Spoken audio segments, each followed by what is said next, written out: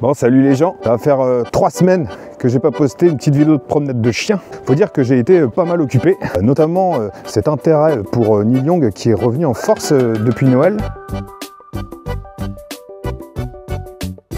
Et c'est assez dingue à quel point je ressens une espèce de plaisir et de soulagement. À chaque fois que je fais une petite recherche, que je trouve un petit truc, une nouvelle information dont j'avais pas connaissance, que je récupère un album, tu vois, que j'avais paumé ou des trucs comme ça. À part ça, j'ai mené une expérimentation par rapport à mon travail, parce que je vous avais dit que mon boulot se trouve à plusieurs dizaines de kilomètres de chez moi. Donc comme c'est un petit peu chiant, que je peux pas covoiturer tout le temps, et que j'ai quand même des grosses inquiétudes à l'idée de tomber en panne, bah, je me suis dit pourquoi pas essayer le train. Ce que j'ai fait, c'est que j'avais vachement anticipé mon trajet, depuis chez moi en campagne, jusqu'à mon boulot en ville, là-bas.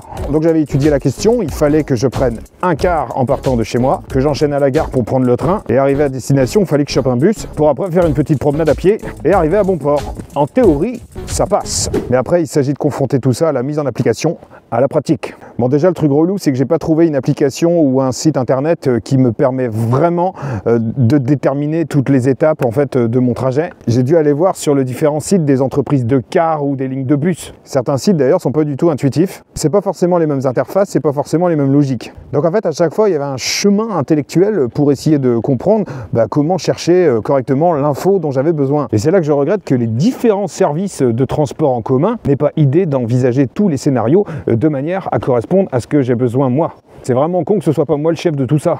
Parce qu'en fait, pour être bien et arriver à l'heure au boulot, il faudrait que je prenne le train de 7h42. Sauf que le premier quart chez moi est à 7h30 pour une arrivée à 7h45. En gros, 3 minutes près, c'est de la loose. Et pour la première fois, je me suis dit que je tenterais de prendre le train d'après, celui de 8h15. Ce qui me ferait arriver à la gare largement en avance et ça me laisserait le temps de repérer la voie, etc. Bon, j'avais tout calé mon trajet, j'avais acheté mes billets de train sur internet et j'avais même regardé sur Street View pour bien repérer l'architecture du bordel et être sûr de ne pas me planter, de récupérer le bon bus au bon endroit, etc. Tout était prêt. Le matin, j'étais tout content mais un peu stress, j'ai récupéré mon car, je me suis retrouvé entouré de lycéens en cartable. Bref, le trajet s'est passé, ça a duré un quart d'heure et je suis arrivé à la gare. Et au moment où j'ai regardé l'écran pour vérifier la voie, sur l'écran, il y avait écrit que le train avait 25 minutes de retard. Pour une première fois, c'est super cool. Bref, j'ai pris mon mal en patience, ça servait à rien de ruminer, j'avais pas le choix, fallait faire avec. Bon, j'ai fini par monter dans le train, j'étais content, j'ai installé mon PC sur la petite tablette. Je me suis dit que tant qu'à faire, je pouvais aussi commencer à bosser. Mais ça a été un petit peu compliqué parce que tout le trajet, j'ai été dérangé par 2 types derrière qui écoutaient la musique à fond. Impossible de me concentrer. Moi, j'ai fini par descendre de mon train et là, il fallait que je chope le bus. Mais le problème, en fait, c'est que ça ressemblait pas du tout aux images que j'avais repérées sur Google. J'ai commencé à chercher mon chemin et au bout d'un moment, je me suis dit que je devais être un peu paumé. Alors j'ai demandé à des gens où se trouvait mon arrêt de bus qui était censé être proche de la gare. Et en fait, j'étais parti du mauvais côté. Mais au final, comme j'avais pris 25 minutes de retard à cause du train, j'étais pas au boulot et il y avait une réunion qui commençait en visio. Alors du coup, en attendant le bus, j'ai commencé ma visio. J'avais juste mis mon téléphone comme ça, histoire d'entendre ce qui se passait. C'est pas évident de suivre une réunion quand t'es en ville, qu'il y a des gens qui circulent autour de toi et que t'attends le bus. Moi, j'ai fini par grimper dans le bus, je me suis installé pour écouter tranquillement ma visio. Alors je sais pas pourquoi ce que j'ai fait. Est-ce que quand j'étais petit, j'ai été aromatisé aux pigeons?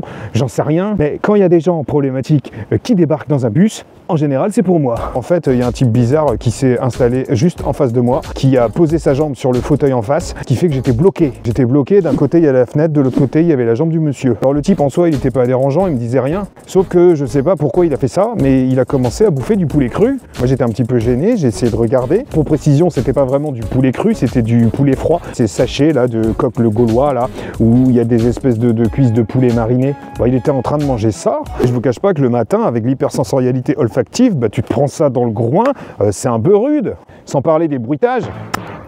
Non, en vrai, j'étais mal à l'aise, alors je détournais le regard, tout en tenant mon téléphone pour suivre la réunion. Mais en vision périphérique, j'arrivais quand même à le repérer et je l'ai vu à un moment, il sortait un gros joint de sa poche. C'est pas possible, il va quand même pas allumer son spliff. J'ai quand même jeté un œil pour vérifier et en fait, c'était pas un gros pétard, c'était un saucisson.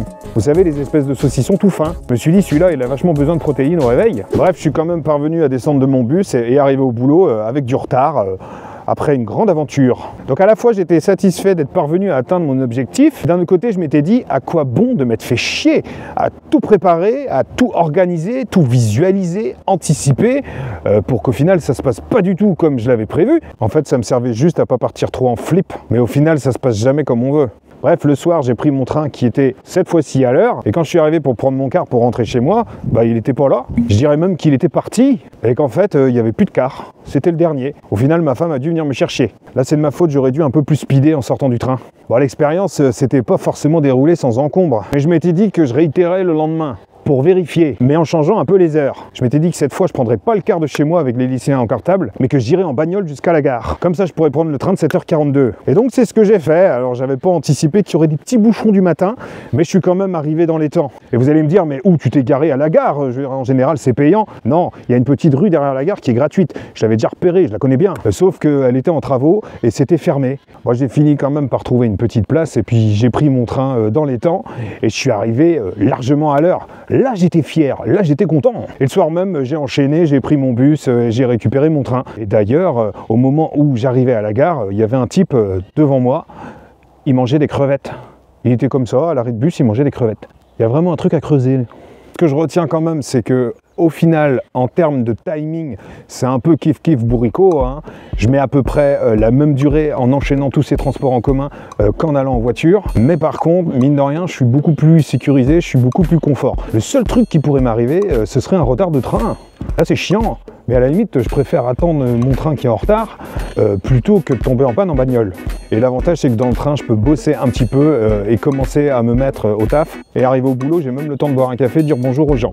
Et en plus, accessoirement, avec le prix de l'essence, je me dis que j'ai plutôt intérêt à installer ça dans mes petites routines. En plus, prendre le train, ça me connecte un petit peu à Neil Young, qui est un grand amateur de train, un collectionneur même. Je dirais même que c'est presque chez lui un intérêt restreint.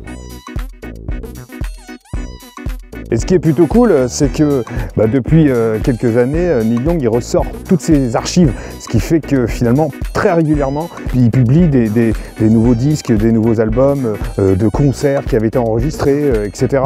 Un max de rareté, de bootleg, de versions alternatives qui sont portées à la connaissance du public et c'est plutôt cool de sa part et c'est heureux pour moi.